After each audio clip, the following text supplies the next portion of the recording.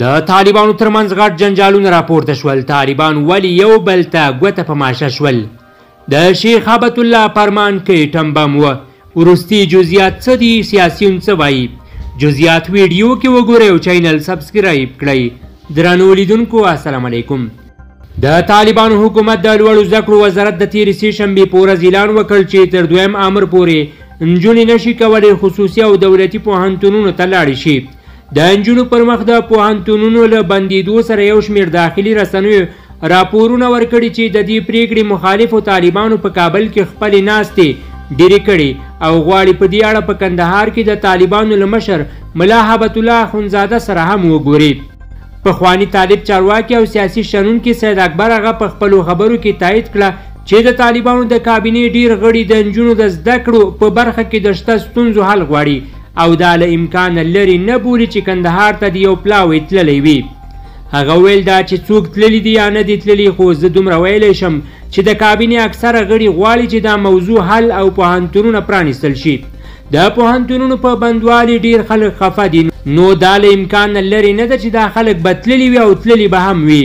سیاسي شنونکی سمیع یوسفزی هم له زده کړو د نجونو د منع کولو په برخه کې د طالب مشرانو ترمنځ اختلافونه تاییدوي او وایي که څه هم طالب مشران هڅه کوي چې خپل مخکینی یووالی وساتي، خو په نجونو د زده کړو په بندیز کې سره یوه خوله نه دي.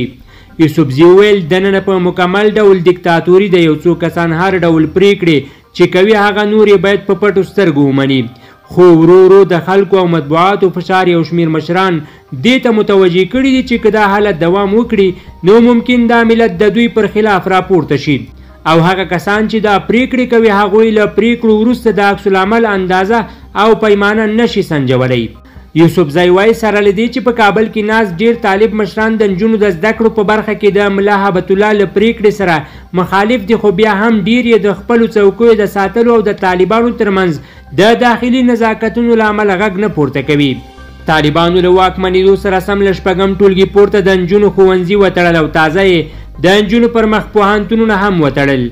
د طالبانو حکومت د لوړو زده کړو سرپرست وزیر نظام محمد ندیم د طالبانو په کنټرول کې له ملي تلویزیون سره په مرکه کې ویلي و چې د حجاب نه مراعاتولو د نجونو او هلکانو د ګډو ټولګیو په لیلیو کې له بې محرمه د نجونو د اوسېدو او د منکراتو په خاطر یې پوهنتونونه تر 2 امر پورې تړلي دي.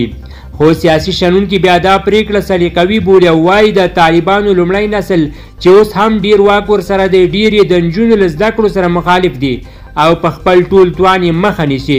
خو ځینې ادعا کوي چې دوی د رسمیت پیژندلو په خاطر د نجونو د زده کړو موضوع سیاسي کړي او د فشار آلې په توګه یې کاروي.